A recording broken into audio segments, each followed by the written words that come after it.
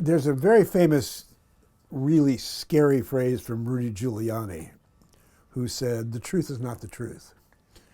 He was going through one of his stupid, convoluted sort of things, and he was saying, the truth isn't the truth. It's somebody's version of the truth, not the truth. He didn't have a conversation Truth is about... truth. I don't mean to go like... No, it isn't truth. Truth isn't truth. The President of the United States says, I didn't... Truth isn't truth. Mr. Mayor, do you realize what... No. This is going to become a bad meme. Don't do this to me. And then we had this thing from Kellyanne Conway, this alternative facts. Don't be so overly dramatic about it, Chuck. You're saying it's a falsehood, and they're giving Sean Spicer, our press secretary, gave alternative facts to that. It isn't true. I mean, we had a politician once, Moynihan, Daniel Patrick Moynihan, who said, everybody's entitled to his own opinion, but not to his own facts. Fake news is somebody lying, and it's pretty easy to tell. There's so many ways now for somebody to see a story, and if it doesn't sound right, to check it out. Fake news is really a false problem. The real problem is badly reported real news.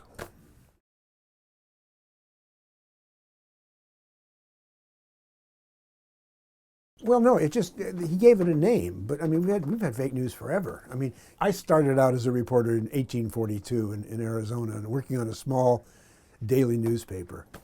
And people would call in and they'd say stuff. They think it's the truth, they're trying to sell us something, they're making something up. But what a reporter does, the first thing a reporter does is check the story. And so fake news is simply a word that Trump has made popular and other people have seized onto because it's very useful. It just means something that's wrong. It's not really a thing.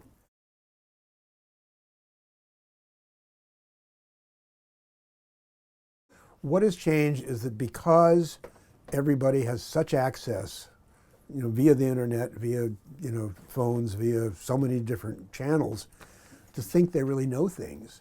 And people tell each other lies. And so the good thing about today is that we can, you can have a story and you can see it live anywhere. You can flash things back. But the bad thing is that we get things wrong at the speed of light.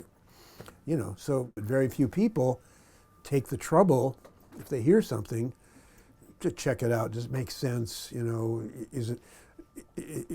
Are the facts correct? Are there enough facts? Is there another part of the story? People don't take that trouble anymore.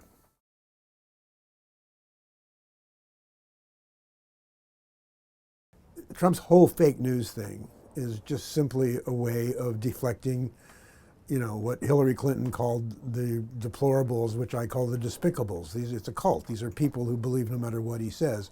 And so Trump has found out, like any good carnival barker, any good demagogue.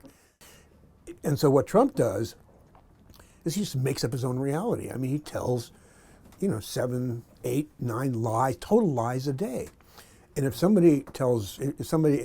reporter says what's actually true, he simply brands it fake news. And this is an extremely valuable tool for any demagogue anywhere. Bolsonaro in Brazil, now in Italy, they're talking, everybody, if they don't like the story, fake news. When in fact it's not fake at all.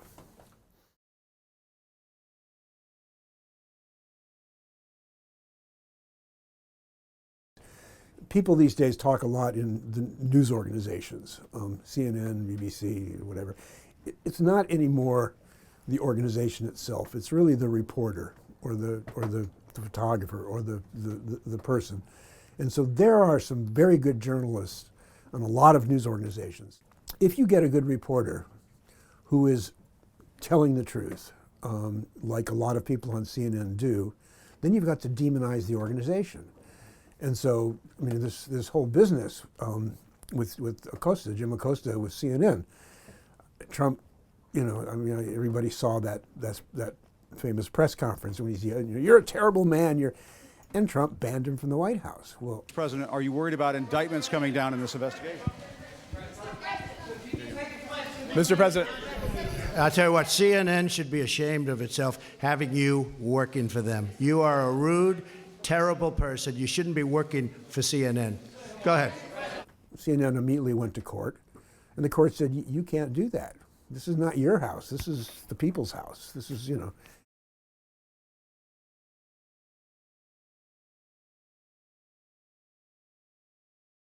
You can't ignore the tweets because he's the president and that's the manner he's chosen to communicate. But if he says something that's an obvious lie, the New York Times started this about a year ago, and congratulations to them for doing it. They will call it a lie. They'll say it's not true. He said this, but it's not true, and this is why. The Washington Post has a whole unit to keep track of his lies, and I mean I think they're up to 6,000. I can't remember how many, but the problem is they've chosen to use, they call them Pinocchios. The 18th, 19th century story about the puppet that has his nose gets longer when he tells a lie. Well, it was very funny at the beginning, but it trivializes it. And now they have, there's a new category called a permanent Pinocchio or whatever. If he's told the same lie 20 times or something like that, then he's, but people get immune to it. A president who was telling a lie and putting, and I'm not exaggerating here, putting the future of humanity at risk. I mean, when he denies climate change, and when he sells clean coal, and when he does, things that he does, and he does these crazy diplomatic things with people like the Chinese and the Russians and the Koreans who can, he is putting the world at risk. That's not funny.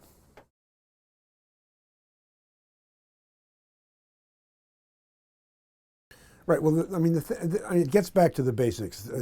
People always forget that journalism, reporting, any kind of form of reportage, whether you're writing or you're taking pictures, it's an acquired skill. It's in a way it's a mission, although that's a little pushy. But it's you can't just do it. I mean, this idea of a citizen journalist. I always think of a citizen surgeon who's going to take out my liver. You know what I mean? And so a journalist, a reporter, when he or she covers a story and tells a story, there are elements to it. You have to understand the reality. You have to be close. If you can't really be close, you have to be able to find good sources to get you close to there, and then put it together in its context and in an historical continuum. You have to say what happened, but you have to say why it happened, and you have to, if you can do it, kind of look at what's likely to happen next. And that's reportage. And somebody just saying, oh, I saw this or I saw that, that's just, testimony. It's not journalism.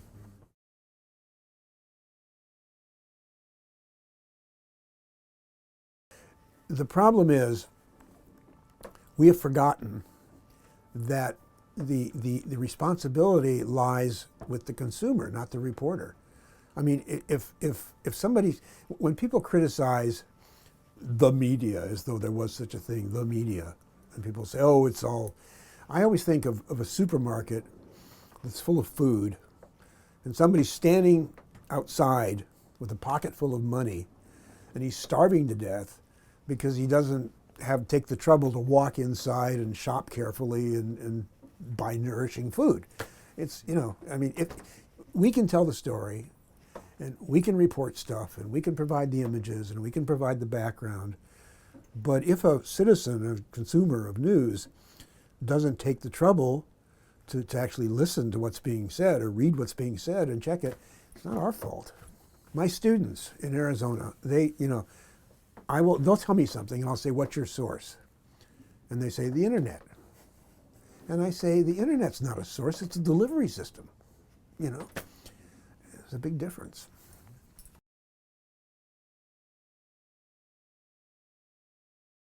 I wrote a book called Escaping Plato's Cave. I mean, Plato is a perfect analogy because he imagined people sort of facing a cave wall and with an opening, and then reality would go by in these shadows, and they would try to, and then people would try to assume what was happening from the shadows, and the shadows would leave, and then they come again, and new shadows would arrive. It was, and so I wrote a book called Escaping Plato's Cave, and I was talking to a graduate class at Georgetown University, And I was talking about what I'd seen. I mean, not what somebody told me or not what I thought, but I was standing on a hillside in Tobago, in Trinidad, and I was looking toward Venezuela, and I'm watching this brown, water coming out of the Orinoco River and turning this beautiful, pristine turquoise Caribbean brown. And then I look up in the air, and there's just hazy dust, and it's dust blowing from Africa. So I say this, and this kid raises his hand. He says, "I don't think so." And I wanted to, look at the kid. Look, you little puke. I didn't see you there. I'm telling you what I saw. I'm not telling you what I think. But it's a problem because people are empowered by what they think is their knowledge.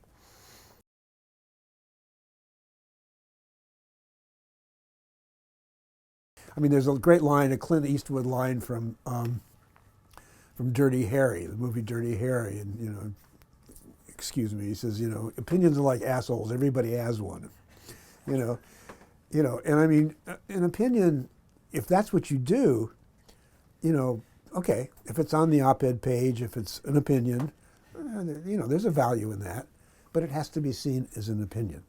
It's not reportage. In the state of Arizona, there are 2 universities. One is got a lot of money. It was, they're very good at raising money, and they've got a big thing, and they have a school of journalism and communications, and they teach journalism, but also advertising and public relations and communications. Public relations and advertising is trying to sell something.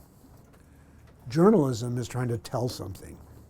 I mean, it's different. I mean, you have the same skills. You use your fingers to type, and you talk, and you use the language, and you use cameras and things like that. But journalism is not communications. Journalism is telling the story, getting facts across.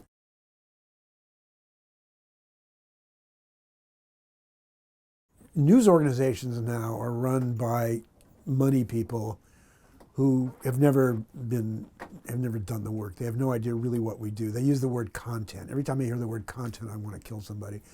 And also, there's a move to get rid of people with experience because they're expensive, and B, they talk back. My point in saying that is today, you get a lot of clueless people in these newsrooms. You get people that have never been there.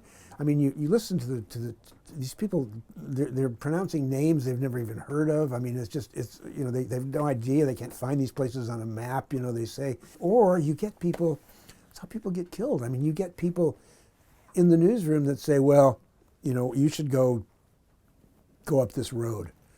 And we've all lost friends who've gone up a road because some idiot in London or New York or Paris has sort of said, So it's a problem. It's getting a problem that, again, this is not against young people. It's not the fact that you can't get real smart real quick, but experience you can only learn with experience.